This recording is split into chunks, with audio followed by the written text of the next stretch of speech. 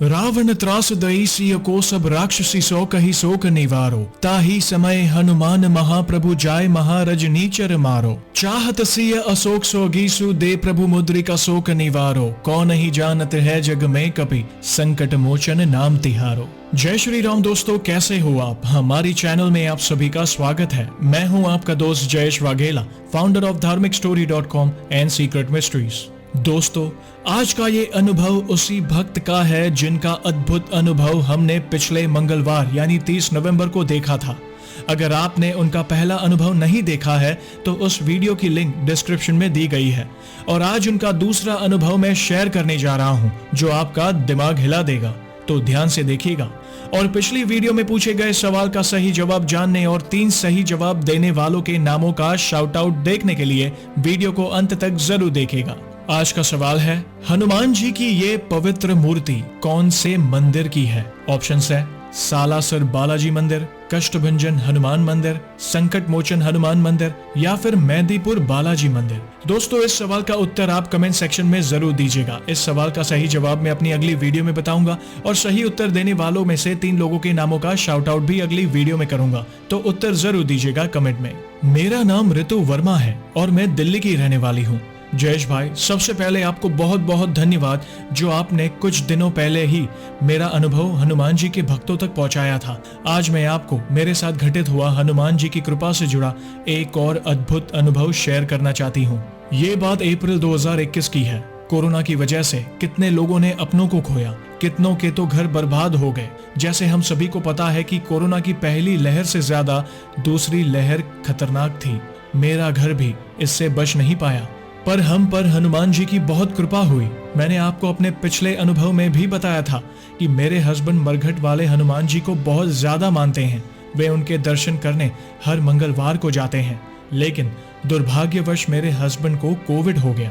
अप्रैल में जब नवरात्रि थी तब मेरे हस्बैंड की तबीयत खराब हो गई थी।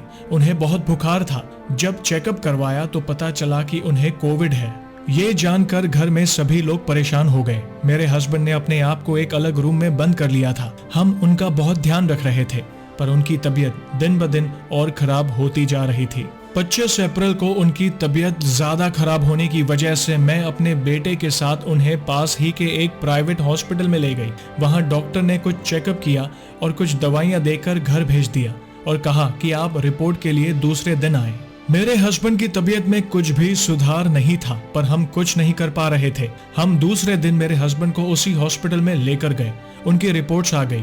जब डॉक्टर ने रिपोर्ट्स देखी तो उन्होंने कहा कि आपके हस्बैंड की तबीयत ज्यादा खराब है, हमारे हाथ में कुछ नहीं है, आप इन्हें तुरंत किसी दूसरे हॉस्पिटल में ले जाएं। मैं और मेरा बेटा और साथ में मेरे देवर जी भी थे। हम सब बहुत परेशान हो गए थे क्योंकि किसी भी हॉस्पिटल में जगह नहीं थी और टीवी पर न्यूज में सभी हॉस्पिटल्स का हाल देखा था हमने। मेरे हस्बैंड ने कहा कि मुझे किसी भी हॉस्पिटल में ले जा, उनकी हालत खराब हो रही थी।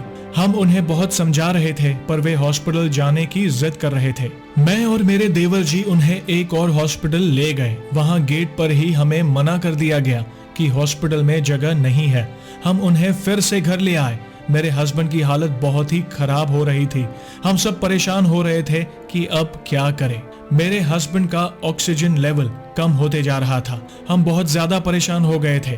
मेरे देवर जी ने बहुत ही मुश्किल से ऑक्सीजन सिलेंडर का इंतजाम किया। जयेश भाई, यहाँ मैं आपको एक बात बताना चाहती हूँ कि जब हमें यहाँ के डॉक्टर ने मना कर दिया और हॉस्पिटल में भी जगह नहीं मिली, तो उसी बीच मेरी दीदी की फ्रेंड के हस्बैंड को कोविड हुआ था। तो मेरी दीदी ने बोला, तुम उस डॉक्टर से जल्द कांटेक्ट करो। उस वक्त मैं बहुत ही निराश थी। 27 अप्रैल को मैंने अपनी दीदी से उस डॉक्टर का नंबर लिया और उन्हें कॉल किया। जयेश भाई, सच में वो डॉक्टर मेरे लिए इंसान के रूप में भगवान थे। उन्होंने मुझे हिम्मत दी और कहा कि आप परेशान मत हो, सब ठीक हो जाएगा, आप भगवान पर विश्वास रखो। उन्होंने इलाज का 1 रुपया भी नहीं लिया। मैं अपने प्रभु को याद करती रही। मेरे पास मेरे सभी दोस्तों के और परिवार वालों के फोन आते थे। मेरे चाचा जो कि पलवल में रहते हैं, वो पलवल में पंचवटी मंदिर है, वहाँ सेवा करते हैं। यह मंदिर हनुमान जी का बहुत ही प्राचीन मंदिर है। यह मंदिर जब पांडव वनवास में थे तब वो यहाँ रुके थे और उन्होंने हनुमान जी की स्थापना की थी। मेरे चाचा वहाँ मेरे हस्बैंड के लिए हनुमान जी से प्रार्थना कर रहे थे तो उनके गुरुजी उनसे बोले कि आज की रात तेरे जमाए पर बहुत ही भारी है, कुछ भी हो सकता है। मेरे चाचा हनुमान जी के सामने बस मेरे हस्बैंड की अच्छी सेहत के लिए प्रार्थना करते रहे। जयेश भाई, मेरी जिंदगी की 27 अप्रैल की वो रात जब आज भी मुझे याद आती है तो आज भी मेरे रोंगटे खड़े हो जाते हैं। मेरे हस्बैंड की दवाई चल रही थी। अचानक आधी रात को मेरे हस्बैंड की तबीयत बहुत ही खराब हो गई। पता नहीं मेरे मन में गलत गलत विचार आ रहे थे। मेरे हस्बैंड का ऑक्सीजन लेवल 57 हो गया था। फिर अचानक ही बाहर गली के कुत्तों की भौंकने और रोने की आवाज आ रही थी।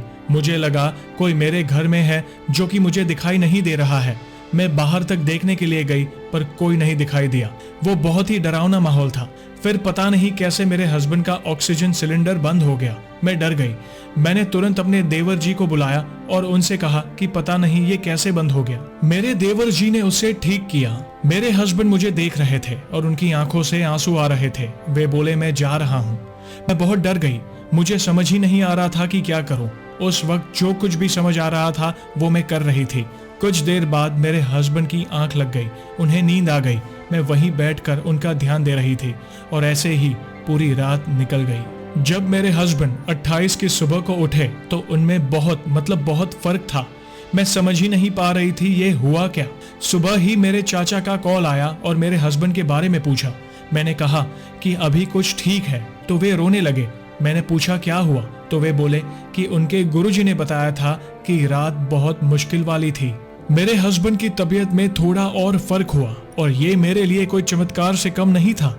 उसी शाम को मेरे हस्बैंड की तबीयत में थोड़ा और फर्क पड़ा और मेरे हस्बैंड बोलने के लायक हुए।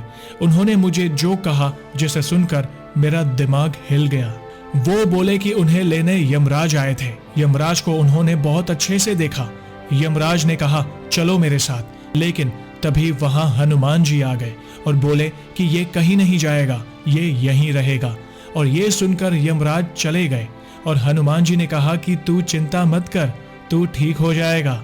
ये कहकर वे चले गए। जयेश भाई, ये हुआ मेरे हस्बैंड के साथ। उन्होंने मौत को बहुत ही पास से देखा है। सच में मेरे प्रभु अपने हर भक्त की रक्षा करते हैं।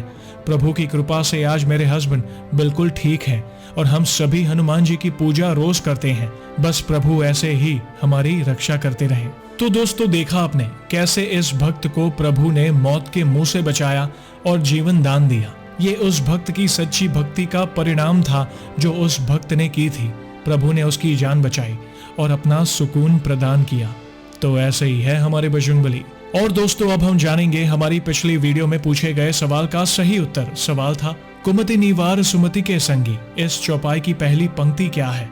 ऑप्शंस थे सहस बदन तुम्हारो जस गावे, महावीर बिक्रम बजरंगी, विद्यावान गुणी अति चातुर, या फिर भीम रूप धरी असुर सहारे। दोस्तों, इस सवाल का सही उत्तर है महावीर बिक्रम बजरंगी। ये पूरी पंक्ति है महावीर बिक्रम बजरंगी कुमति निवार सुमति के संगी। इस सवाल का उत्तर तो अनेकों लोगों ने दिया। उनमें से 3 लोगों के नामों का मैं शाउट आउट करूंगा, जो कि है कृपाल सिंह गोहिल, गरासिया धामी और रतन जावा। आप सभी का बहुत बहुत धन्यवाद इस सवाल का उत्तर देने के लिए। श्री हनुमान जी की कृपा आप और आपके परिवार पर हमेशा बनी रहे। तो दोस्तों, कैसी लगी श्री हनुमान जी के चमत्कार से जुड़ी आज की ये वीडियो को लाइक और शेयर जरूर करिएगा ताकि ज्यादा से ज्यादा लोगों तक श्री हनुमान जी की महिमा को हम पहुंचा सके।